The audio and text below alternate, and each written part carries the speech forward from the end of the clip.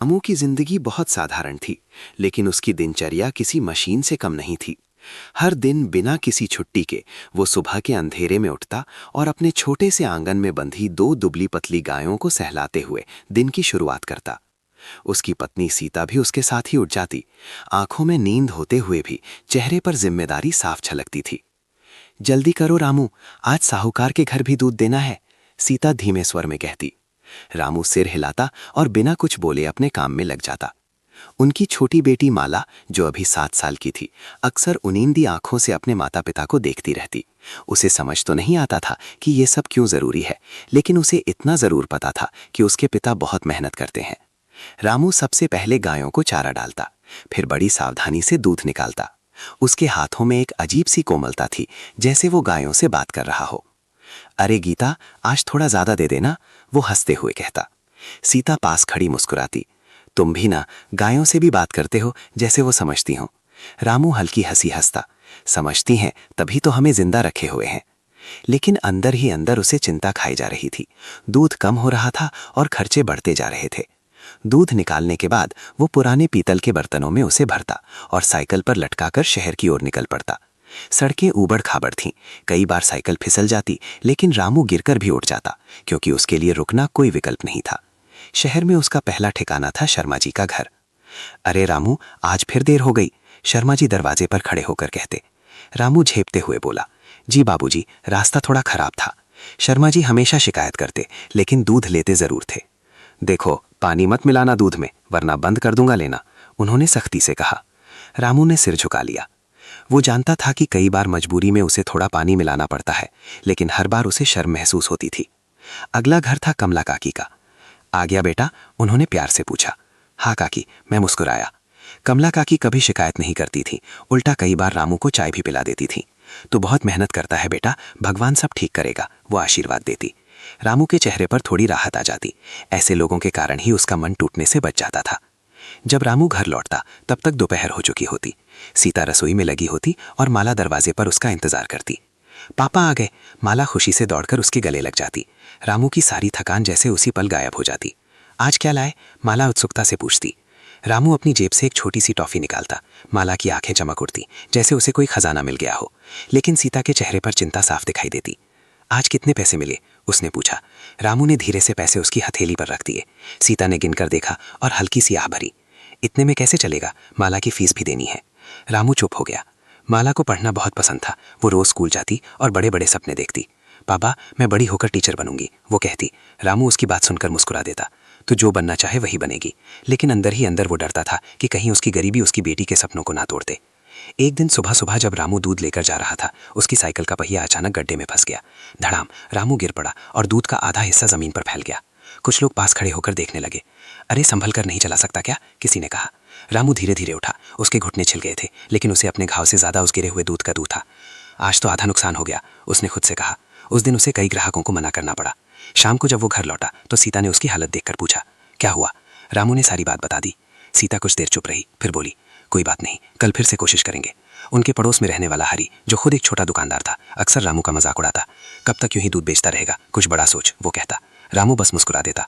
उसे पता था कि हर किसी के हालात एक जैसे नहीं होते। लेकिन दूसरी तरफ शांति चाची थी, जो माला को पढ़ाई में मदद करती।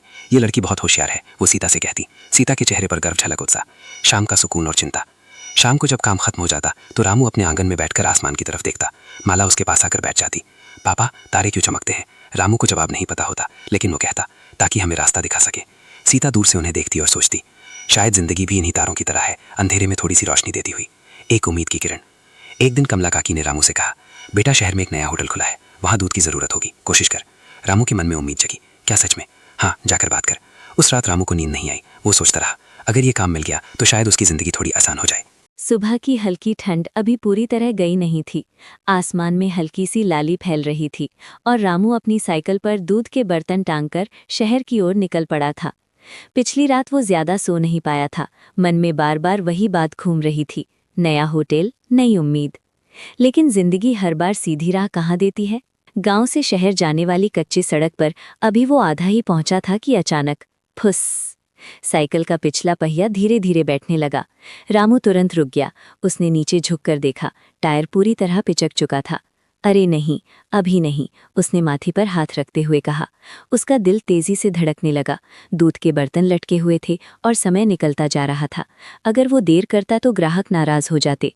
कुछ देर तक वो चुपचाप खड़ा रहा, जैसे कोई रास्ता खुद ब खुद निकल आएगा। फिर उसने साइकिल को धीरे धीरे खींचना शुरू किया। करीब आधा किलोमीटर आगे एक छोटा सा ढाबा था जहां अक्सर ट्रक वाले रुकते थे। रामू को उम्मीद थी कि वहां कोई मदद मिल सकती है। जब वो वहां पहुंचा तो ढाबे के पास एक बूढ़ा आदमी लकड़ी की बेंच पर बैठा बीड़ी पी रहा था। बाबा, यहाँ कहीं पंचर बनवाने की दुकान है? रामू ने विनम्रता से पूछा। बूढ़े ने उसे ऊपर से नीचे तक देखा, फिर बोला, थोड़ा आगे जाओ, एक छोटा सा ठेला है, वहीं बनाता है एक लड़का। रामू ने राहत की सांस ली। धन्यवाद बाबा। थोड़ी दूर चलने के बाद उसे सच में एक छोटा सा ठेला दिखा। वहाँ एक दुबला पतला लड़का, शायद 14-15 साल का, साइकिल के टायर में हवा भर रहा था। भैया, पंचर देखोगे? रामू ने पूछा। लड़का मुस्कुराया। क्यों नहीं, लाओ। रामू ने साइकिल खड़ी की। लड़का बड़े ध्यान से टायर खोलने लगा। नाम क्या है तुम्हारा? रामू ने पूछा। मुन्ना, उसने जवाब दिया। कुछ ही मिनटों में उसने टायर निकाल लिया और पानी में डालकर छेद ढूंढने लगा। ये रहा, मुन्ना ने उंगली से इशारा किया। रामू ध्यान से उसे काम करते देख रहा था। इतनी कम उम्र में इतनी कुशलता देखकर उसे हैरानी भी हुई और खुशी भी। एक छोटा सा संघर्ष। जब काम खत्म हुआ तो रामू ने पूछा, कितने पैसे हुए? मुन्ना थोड़ा झिझका। 20 रुपए। रामू के चेहरे पर एक पल के लिए चिंता छा गई। उसकी जेब में आज बहुत कम पैसे थे। वो चुप हो गया। मुन्ना ने शायद उसकी हालत समझ ली। ठीक है, आप 10 दे दो, उसने धीरे से कहा। रामू ने उसकी तरफ देखा। आंखों में कृतज्ञता साफ झलक रही थी। नहीं बेटा, जितना है उतना ही दूंगा, उसने जेब से सिक्के निकालते हुए कहा। लेकिन उसके पास सिर्फ 15 रुपए ही थे। ये ले लो, बाकी मैं कल दे दूंगा, रामू ने संकोच से कहा। मुन्ना मुस्कुराया। कोई बात नहीं, जब हो तब दे देना। रामू का दिल भर आया। उसने मुन्ना के सिर पर हाथ फेरा। भगवान तुझे खुश रखे। पंचर बनवाने में काफी समय लग गया था। जब रामू शहर पहुंचा तो वो पहले से बहुत देर हो चुका था। शर्मा जी दरवाजे पर खड़े थे, गुस्से में। अब आने का क्या फायदा, हमें तो बाहर से दूध मंगवाना पड़ा, उन्होंने तीखे स्वर में कहा। रामू ने समझाने की कोशिश की। साहब, रास्ते में पंचर हो गया था, हर दिन कोई ना कोई बहाना, शर्मा जी ने बात काट दी। रामू चुपचाप खड़ा रहा। वो जानता था सफाई देने से कुछ नहीं बदलेगा। एक अलग अनुभव। लेकिन जब वो कमला काकी के घर पहुंचा तो कहानी अलग थी। अरे बेटा, आज देर कैसे हो गई? रामू ने सारी बात बता दी। कमला काकी ने ध्यान से सुना, फिर बोली, पहले पानी पी ले, फिर आराम से बता। उन्होंने उसे एक गिलास ठंडा पानी दिया और थोड़ा गुड़ भी। देख बेटा, जिंदगी में ऐसे छोटे छोटे संकट आते रहते हैं, हिम्मत मत हारना, उन्होंने प्यार से कहा। रामू के चेहरे पर फिर से हल्की मुस्कान आ गई। होटल की कोशिश। दूध बांटने के बाद रामू ने हिम्मत जुटाई और उस नए होटल की ओर बढ़ा जिसके बारे में कमला काकी ने बताया था। होटल काफी बड़ा और चमकदार था। दरवाजे पर खड़े गार्ड ने उसे ऊपर से नीचे तक देखा। क्या काम है? मुझे मालिक से मिलना है, दूध सप्लाई के बारे में, रामू ने हकलाते हुए कहा। गार्ड ने अंदर जाकर किसी को बुलाया। थोड़ी देर बाद एक मैनेजर बाहर आया। हाँ बोलो, रामू ने अपनी बात रखी। मैनेजर ने कुछ पल सोचा, फिर कहा, हम पहले से सप्लायर से लेते हैं, लेकिन अगर कभी जरूरत पड़ी तो बुला लेंगे। रामू का दिल थोड़ा टूट गया, लेकिन उसने हिम्मत नहीं छोड़ी। ठीक है साहब, कहकर वो वापस मुड़ गया। घर वापसी। जब वो घर पहुंचा तो सूरज ढलने लगा था।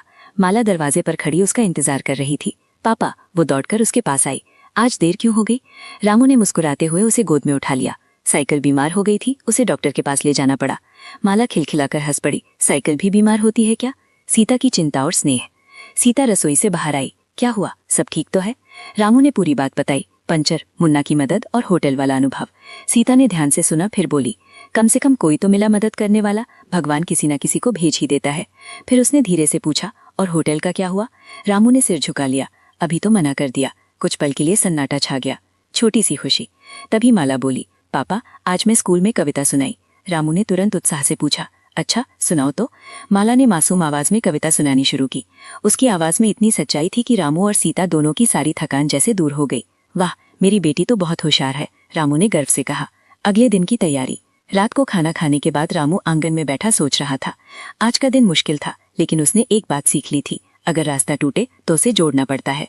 उसने तय किया कि अब वो कुछ बदलाव करेगा। अगली सुबह के लिए उसने साइकिल को अच्छे से चेक किया, टायर में हवा भरी, चेन में तेल लगाया। सीता ने भी सुझाव दिया, क्यों ना कुछ और घरों में पूछो, शायद नए ग्राहक मिल जाए। रामू ने सिर हिलाया। हाँ, कोशिश करूंगा। एक नया विचार। उसी रात उसे मुन्ना की याद आई। इतना छोटा होकर भी काम कर रहा था, उसने सोचा। अचानक उसके मन में एक विचार आया, क्यों ना मैं भी थोड़ा बहुत साइकिल का काम सीख लूं। अगर वो खुद छोटी मोटी मरम्मत कर सके तो ऐसे संकटों से बच सकता है। उम्मीद का दीपक। आसमान में तारे फिर से चमक रहे थे। माला उसके पास आकर बैठ गई। पापा, आप कल फिर जल्दी जाओगे? रामू मुस्कुराया। हाँ, लेकिन इस बार साइकिल बिल्कुल ठीक होगी। माला ने उसका हाथ पकड़ लिया। आप सबसे अच्छे हो। रामू ने आसमान की तरफ देखा। उसे लगा जैसे तारे भी मुस्कुरा रहे हों। अध्याय का अंत। उस रात रामू को नींद थोड़ी बेहतर आई, क्योंकि आज उसने सिर्फ एक पंचर नहीं ठीक करवाया था, उसने अपने अंदर की हिम्मत को भी फिर से जगा लिया था। कल फिर एक नई सुबह होगी, नई चुनौतियां होंगी और शायद नई उम्मीदें भी।